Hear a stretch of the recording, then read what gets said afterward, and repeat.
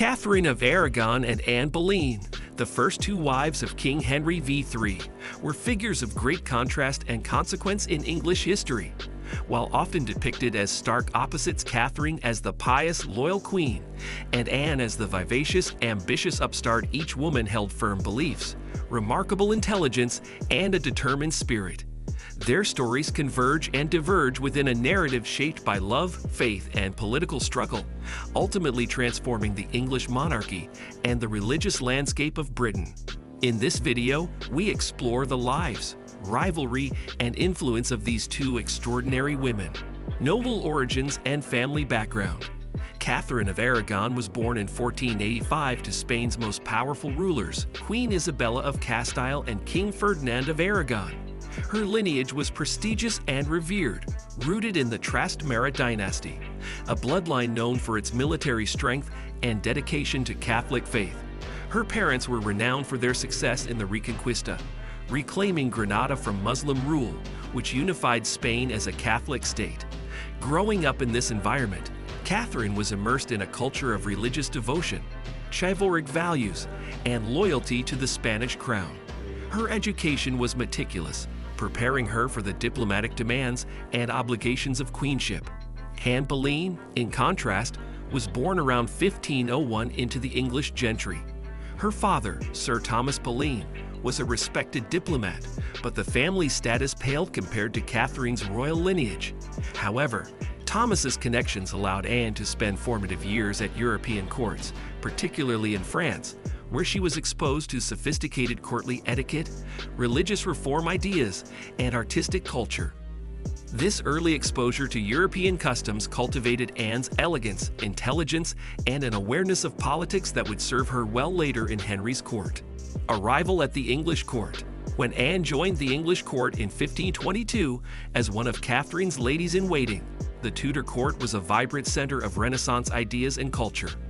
Unlike Katherine, who had spent much of her life immersed in traditional Spanish customs, Anne was drawn to the English and French influences prevalent in Henry's court. Katherine, embodying the values of Catholic Spain, presented a regal, formal image, often adorned in red velvet and gold embroidery. Anne, however, brought with her the subtlety of French fashions, which emphasized elegance over grandeur, setting her apart. Education and humanism. Both women were exceptionally educated, a rarity for women of their time. Katherine's education reflected her mother's belief in the importance of learning for royal women. Queen Isabella ensured her daughters were well-versed in Latin, theology, and diplomacy, believing that they should serve as cultural and political ambassadors in their future roles as queens. Katherine studied under prominent scholars and was particularly influenced by humanist principles, a European movement that emphasized the value of classical learning and intellectual inquiry.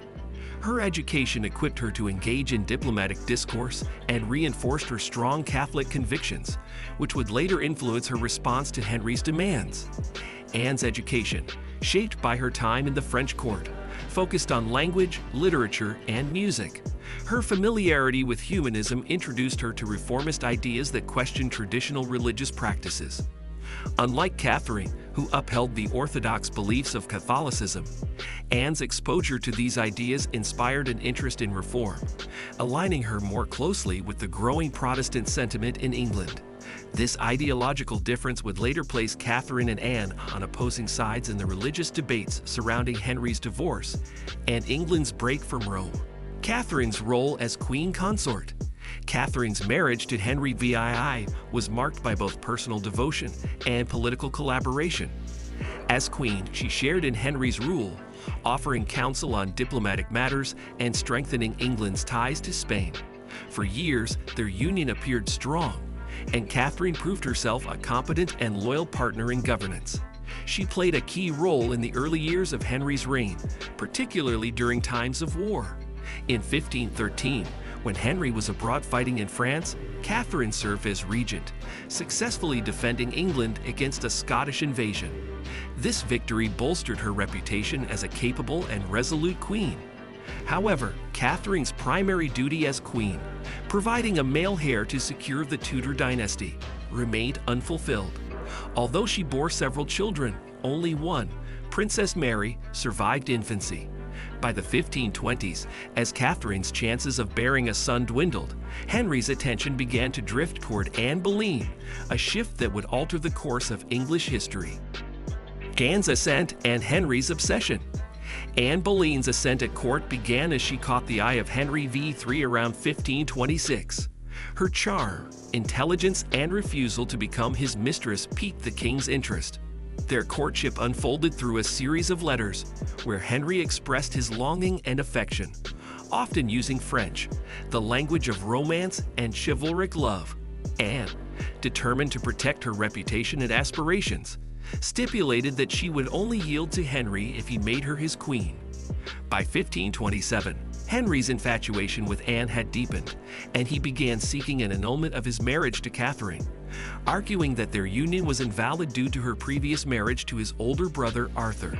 Henry's decision to pursue an annulment initiated a legal and theological struggle that would consume England's court and culminate in a religious schism. Katherine's battle to defend her marriage. Katherine fiercely contested Henry's claim that their marriage was unlawful, asserting that her marriage to Arthur had never been consummated. She enlisted theologians and scholars, commissioned portraits and inscriptions symbolizing her role as queen, and argued her case before ecclesiastical authorities. Her resistance was rooted not only in her personal conviction, but also in her faith and her loyalty to the Catholic Church. Katherine's unyielding stance earned her the respect of many in England and abroad, who saw her as a symbol of religious and marital fidelity. Faith and prayer books. A shared devotion. Despite their differences, both Katherine and Anne were devout women whose religious beliefs shaped their actions and choices. Katherine owned a richly decorated Book of Hours, a Catholic prayer book that bore Latin prayers worn down through years of devoted use. This book symbolized her steadfast faith and her reliance on prayer as she faced her trials. Anne also owned a Book of Hours, but her approach to faith was more reformist. Her book included English prayers, reflecting her interest in making religious texts accessible to the common people. Although she is often associated with Protestant reform, her faith appears to have been a blend of traditional Catholic practices and emerging Protestant ideas. The fact that both women possessed similar prayer books underscores a shared spirituality, even as their beliefs diverge. The sweating sickness and separation. In 1528, the court was struck by an outbreak of the sweating sickness, a highly contagious and deadly illness that prompted Henry to leave London. Anne, too, retreated to her family's estate at Hever Castle, where she fell ill but eventually recovered. During this period, Henry's letters to Anne became more passionate, revealing his impatience to marry her. This time of separation heightened Henry's desire, strengthening his resolve to secure an annulment from Katherine. Katherine's last stand and the trial of 1529. In 1529, Katherine's marriage to Henry was put on trial in an ecclesiastical court. Katherine defended her marriage with unwavering resolve, delivering an impassioned plea that moved many in the court. Her defense was not merely a personal appeal, but a public statement of her loyalty to the Catholic Church and her commitment to her daughter's future. Although the trial ended inconclusively, it marked a turning point in Henry's quest for an annulment. Frustrated by the lack of progress, he ultimately took matters into his own hands, leading to England's break from Rome. Legacies and lasting influence. The legacies of Katherine of Aragon and Anne Boleyn are profound and lasting. Katherine is remembered as a symbol of loyalty and faith, a queen who defended her marriage and her principles despite immense pressure. Her story has inspired generations as an example of dignity and resilience. Anne, in turn, is remembered as a catalyst for religious transformation. Her marriage to Henry led to England's break from the Catholic Church and the establishment of the Church of England, a shift that would have far-reaching consequences for British society. Her ambition, intelligence, and willingness to challenge convention marked her as one of history's most influential and controversial figures. As you journey through the tales of Katherine of Aragon and Anne Boleyn, remember that history is full of passion, power, and intrigue. If you enjoyed uncovering the dramatic lives of these remarkable queens, don't forget to like, subscribe, and stay tuned for more captivating stories from the heart of history.